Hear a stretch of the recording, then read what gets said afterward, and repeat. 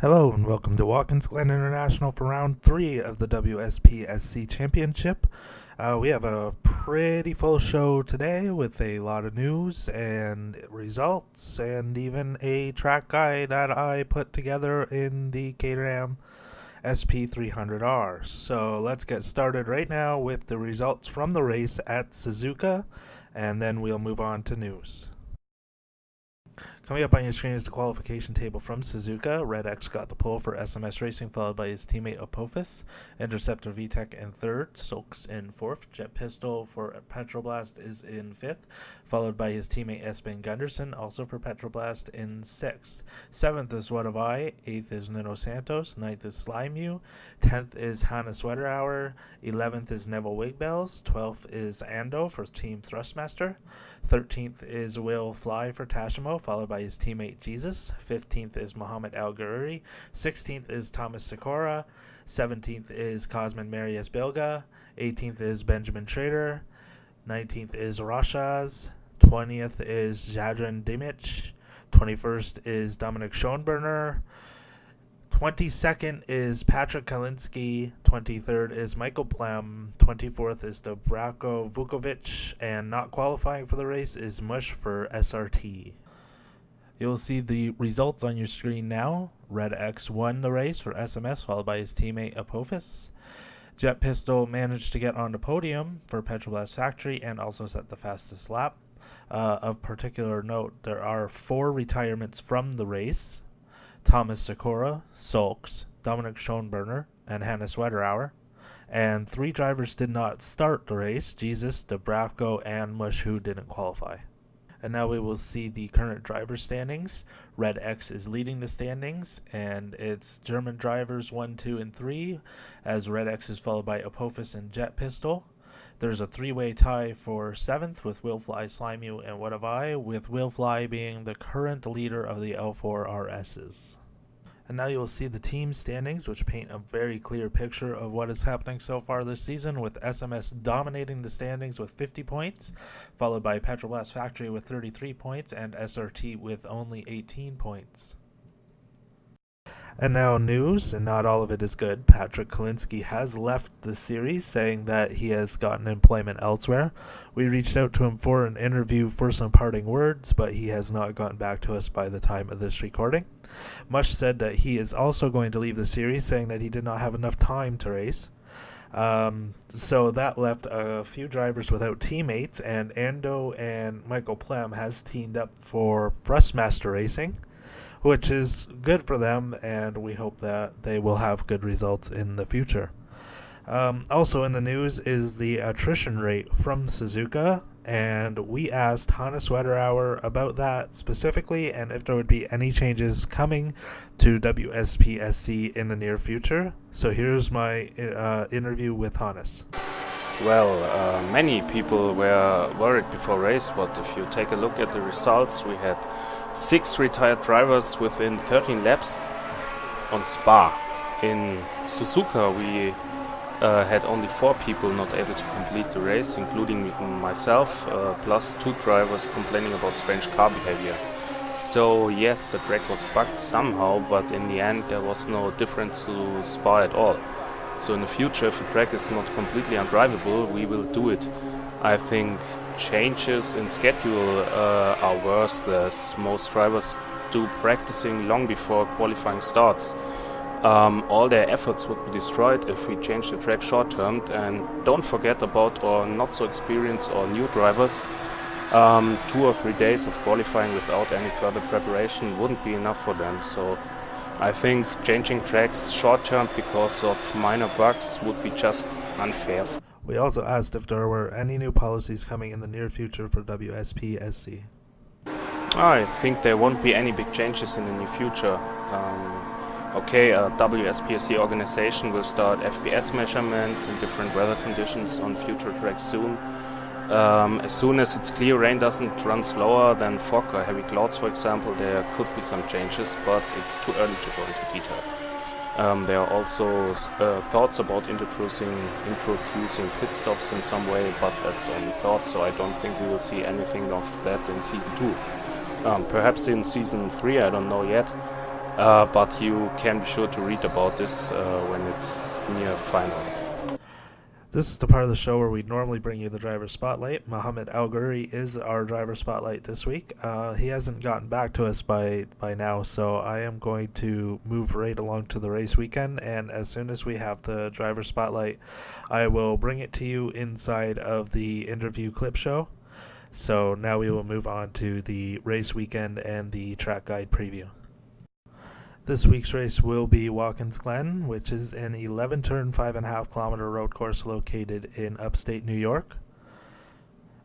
We will bring you some laps with me in the WSPSC Caterham SP300R. Okay, now you're going to ride along with me for some laps in the Caterham SP300R at Watkins Glen International. This is not a glory run or a pole run or anything of that nature, so there's not going to be any magic or anything like that here. I'm just going to bring you information about the track. So we're going down the pit lane now, and we will exit just to the inside of turn 1.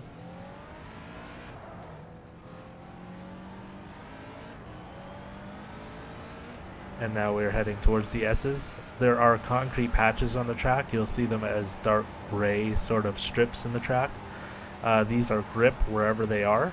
You'll probably want to keep at least 2 tires on them. You definitely want to keep at least some part of the car on them because they will give you grip. Now into the bus stop chicane.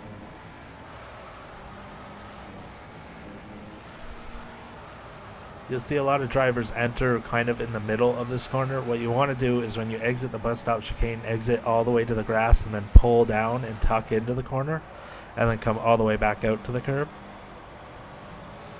This is the entrance to the boot, and it is a very understeery corner. And now the heel of the boot.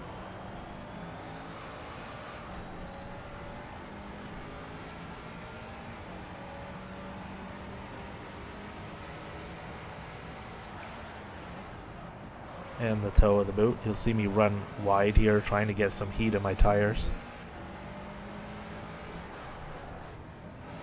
This is the exit of the boot. This is a very tricky corner because it changes in elevation and also camber. And now into the first 90. And the second 90. And onto the front stretch. So now we're going to begin a flying lap here. You want to brake kind of early and pull down to the inside. There's a little dip in the track you want to use to turn the car. You'll see me get way too much curb and get the car really loose. Tuck into the S's, keep 2 wheels on the gray stuff.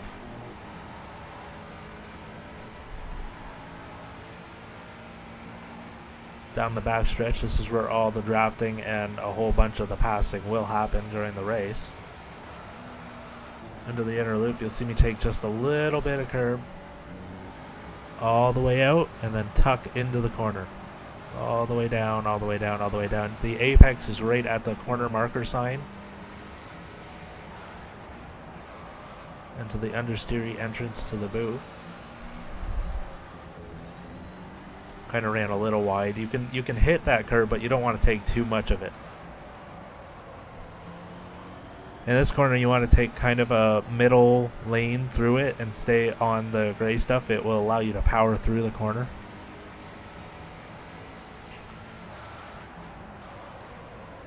You can approach this corner in a variety of ways. I usually brake late and try to get down to the apex. That time I didn't, and I kind of screwed it up.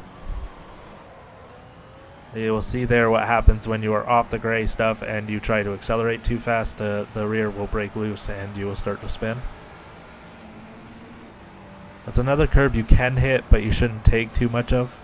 In fact, none of the curbs here you should take too much of. There's actually a technique to hitting them.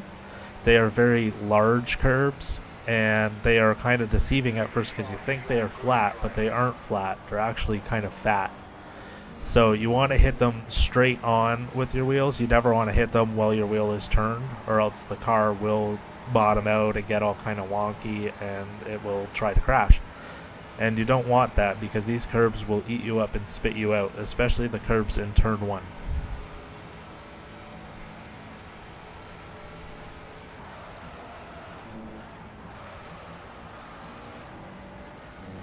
You'll see me downshift in the middle of the chicane sometimes.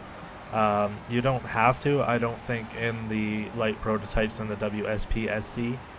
Especially not the L4. I think you can get away with just downshifting once in the 5th for the chicane, and then taking the whole chicane in 5th gear if you're really lucky. I haven't driven it in a few builds, so I'm not sure. I know that the Palmer will probably need to downshift twice for the corner.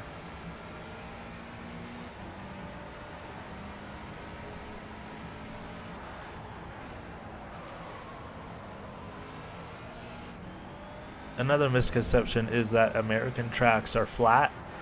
This track is anything but flat. It changes elevation 3 stories about 4 times throughout the track. The first time is the run down to the 90, which you will see here in just a minute.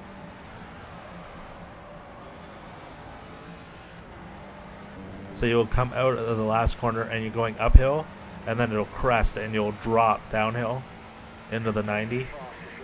So you see that drop, and then it drops again while turning because the corner is banked, and then it comes back up, and then you go through the largest elevation change, which is the S's. It goes all the way up, the front will compress.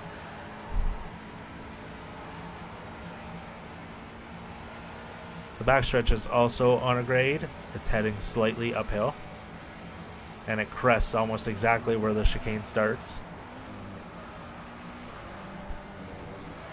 After the chicane is the dip and the camber change into the corner, and the corner is kind of angled downhill, and then it comes back uphill again right after it.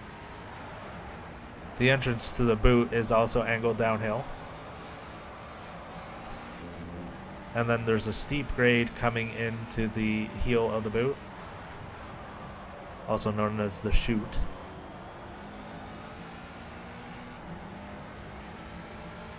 And then it's uphill again, and then it crests and drops back downhill for the toe of the boot.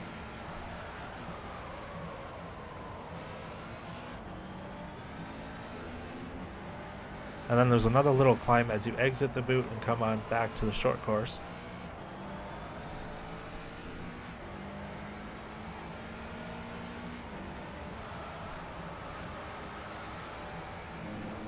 And then we'd start the lap again.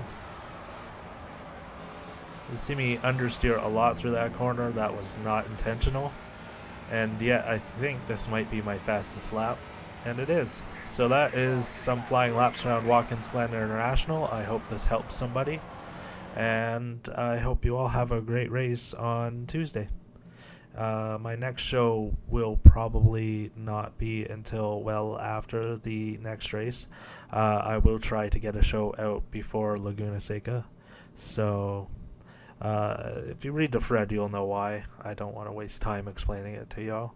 So that's our show for today, and we'll see you next time.